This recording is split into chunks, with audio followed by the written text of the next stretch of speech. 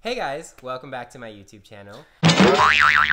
So today we are sitting with Dan Jinks, the prolific executive producer, I would say. Well, I've mostly been a producer. Okay. And in movies, producer is the main job, and TV, executive producer is the main job. Okay. So can you touch on that a little bit? What's the difference between an executive producer and a producer? And in movies, it's the lead position is a producer, and in TV, an executive producer is the sort of lead thing. In TV, sometimes a writer will be the executive producer, the creator of the show. I'm not a writer, I'm a non-writing executive producer.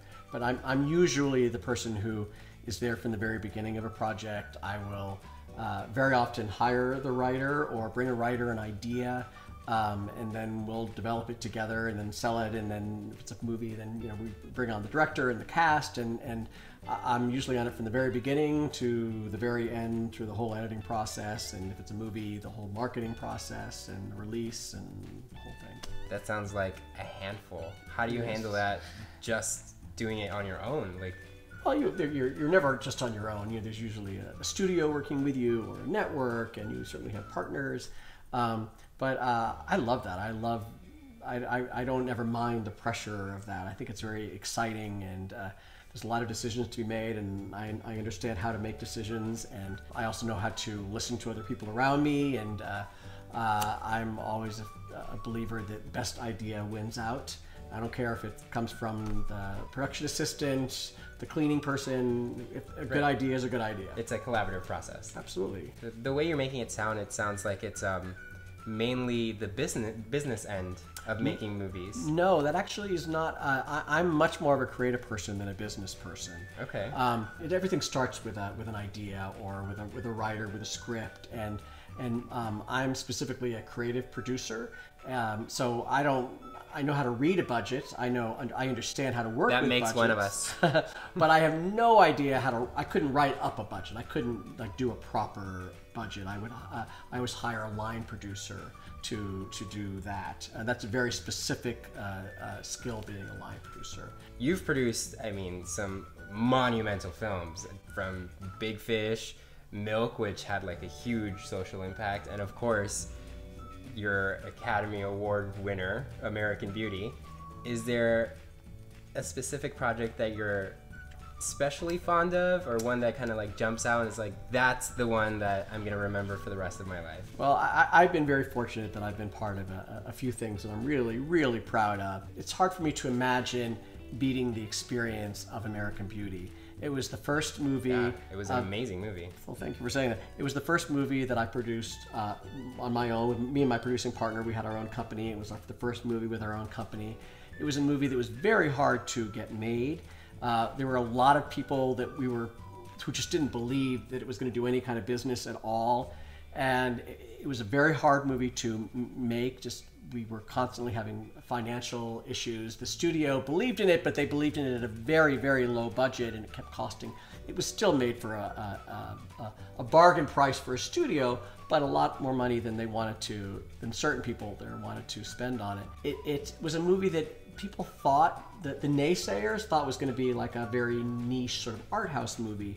It ended up being a huge, huge first commercial success around the country, and then people were saying, well, it's never going to play overseas, and then it ended up doing better business overseas than it did in the United States of America. Then people were talking about the whole awards world, and we were still thinking, oh, they're never going to vote for this weird dark movie. The members of the Academy are too old to appreciate it, and we ended up winning a lot of awards, including the Best Picture Academy Award, which was just really an amazing experience to have. I was very young when that happened, and I used to joke with my producing partner that we're going to change the name of our company to It's All Downhill From Here Productions.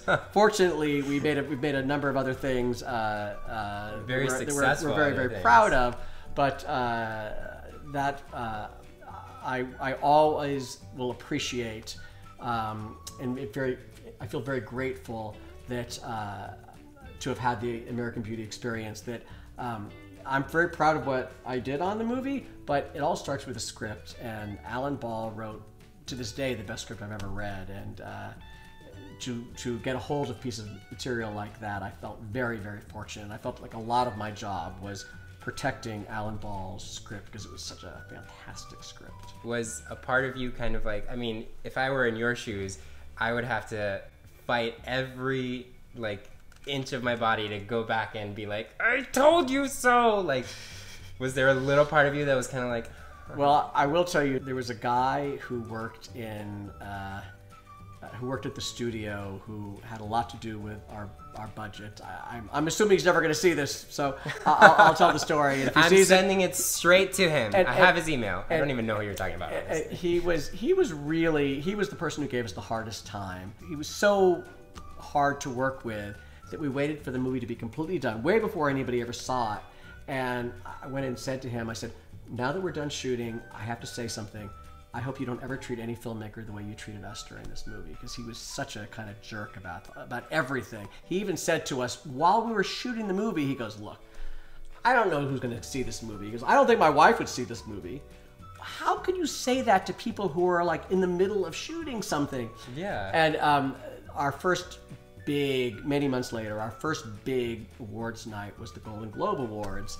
And after we had won the Golden Globe for Best Drama, I saw this guy at the party, and I said, "Wow, can you believe this? Who knew?" And he was very kind. He said to me, "You did. You always believed in this," and which was very nice. That was our like little moment of kind of like appreciating where we were both coming from a little bit. Yeah, at least he kind of recognized his own fault and was like, you know what? Yeah, you were right. Congratulations. Those jobs are really hard jobs, and it's his job to make sure that we're bringing something in on time and on budget and all that. He was not. He went way beyond that. It's like he had something against this movie. He really thought that it was just. He didn't like it, and he didn't understand that it could have any potential at all. And of course, it ended up having much more commercial potential than even me, who loved it. I never thought it was going to do what it did at the box office, which was kind of extraordinary for our little oddball movie. Yeah, I mean, that's amazing. Congratulations again. Why producing? Did you start off as like a huge movie buff? Did you want to be an actor, as many people start out? How did it happen? Well, I was one of those kids that was obsessed with show business. Like anything about show business. I totally called it. Excited me like nobody's business. I loved movies, I loved TV, and I loved live theater. And live theater especially because I had this understanding that you would go into, I still feel this way today, you go to see a play and they're doing a performance that's just for you. That performance will nethere happen again. They're going to do it again the next night, but it's not going to be the same the next night. Different. And the performance that they're doing is just for the people who are sitting there that night. And I've thought there was something so special about that kind of experience. Because I didn't really know what else there was, I sort of thought, well, maybe I'll be an actor. But even so, I was always fascinated with anything behind the scenes. In Entertainment Tonight, I would watch when they would do like behind the scenes of a movie or a TV thing. That was so exciting and interesting. If ever I got to go backstage, was really interesting. Or if they were filming something. I remember they were filming I was a kid in Miami and they were shooting some movie, and I was desperate because to go and be an extra. But my parents had no interest and weren't going to drive me there. It was really far away, and I was like 13 years old. But I was sure that was going to be the in that was going to help my career, being one of 60,000 extras in this crowd scene. Crazy. But I mean, we all have that moment. I certainly did. I went to NYU to become an actor, and while I was at NYU, when I was a senior, there was a black box space where students could put on their own shows, and the university would produce a certain number of shows, but then students could produce their own shows. And somebody dropped out 2 weeks before happening, and I went to the student advisory council and said, "Hey, can I put a show on?" And they're like, "Well, you have to put the show on in 2 weeks." I said, "Well, I've got an idea." So I called up everybody I knew that was funny, and I said, "I want to do a show about life as a drama student at NYU, and we're going to do it sort of Saturday Night Live style, and everything that's not working the night before we'll cut." And people got really excited about it, and we put on the show, and I did it because I thought it was going to be fun. It ended up not only being fun, it ended up being very successful, whereas most of the other student shows nobody wanted to go see. We sold out every performance. People were calling me in my dorm room saying, "You've got to get me in to see your show." And I had never had that experience before. That was like I was this nerdy kid, and all of a sudden people were like begging to get in to see this thing that was my idea that I helped create. And it was that experience, I think, more than anything else, that really gave me the producing bug. I thought I would produce theater. Okay. I worked in the theater in New York in my very early 20s, and I realized you had to be able to raise lots of money, and I didn't know how to raise money. But then in film and television, there were studios and networks that would give you money, and there were these jobs called development jobs where you could be creative and work with writers and call agents and read plays and books and articles and come up with things that could be movies or TV shows. And I thought, well, that sounds interesting. And I found a job in New York working for a movie producer. I worked for him for a few years. He moved me to Los Angeles, and then I went to work for another movie producer. And when I was working for the second producer, I produced my first movie, which was a comedy with Martin Lawrence and Tim Robbins called Nothing to Lose. It was a Disney movie that did okay business. And it was right as that movie was coming out that I was getting calls about jobs working for other producers that would paid me more money and probably would have been better, more established producers. And I just thought, I've worked for two producers now for several years, and I decided to go out on my own. And I called a friend of mine. My experience was much more creative. His experience was more coming from like being a set guy.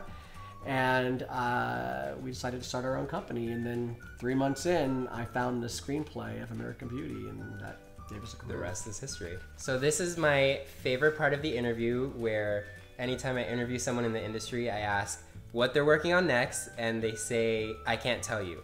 So, is there anything that you're working on now that you can share with us? Here it comes. Here it comes. Well, I'll tell you why it's a hard thing to answer. I'm working on both movies and TV right now. Okay.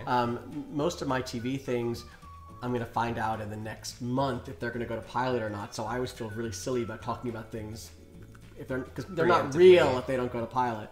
And then I have some other TV things that are even further away, sort of percolating. And then movie-wise, I have one thing that is set up, but we specifically aren't allowed to talk about it because it hasn't been announced yet. And then a few other things that I'm sort of working on putting together. So I know I have that boring answer for you. You can't talk about it. I don't have the thing. I kind of figured that's what the answer was going to be, but I love asking anyway because there are so many workarounds that people give me. So for my last question, yes, which you kind of answered already anyway, right. You've won an Oscar. I mean, the Academy Awards are the top prize that anyone in this industry aspires to. So you've been at the peak of this career.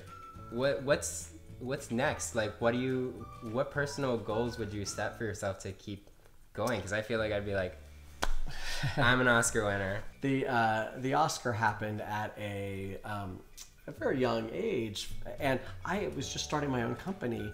We made the movie, and then you do post-production on the movie, and then we started the promotion for the movie. That was 6 months where it sort of took over our lives. I mean, it was incredibly exciting, but all of a sudden, once that was all done, we didn't have our next movie. So it took a while to build up, and then I did 3 in a row. I did a movie called Down with Love, and then I did Big Fish, and then I did a thriller with Julianne Moore called The Forgotten. I would love to be more prolific. I'm always really picky about what I do. I like to do things that I love, and that's not going to go away. I don't ever want to produce something just to produce something. I don't want to produce something that I don't feel passionate about. And it's hard to get anything made, and if you're picky, it's harder. But I'd love it if I could figure out how to make more things and still keep up the level of quality. It would be a great goal. Well, I feel like being picky has helped in your career, though, because everything you've produced has been amazing. Well, that's really for you to say. All right, well, thanks again for coming on my YouTube channel. I had pleasure. A great time. I hope you did as well. Totally. Right, and if you guys like this video, make sure to come back next week for more videos. Make sure to comment, share, and subscribe, and all of that fun stuff. All right, see you guys next week. Bye. Bye.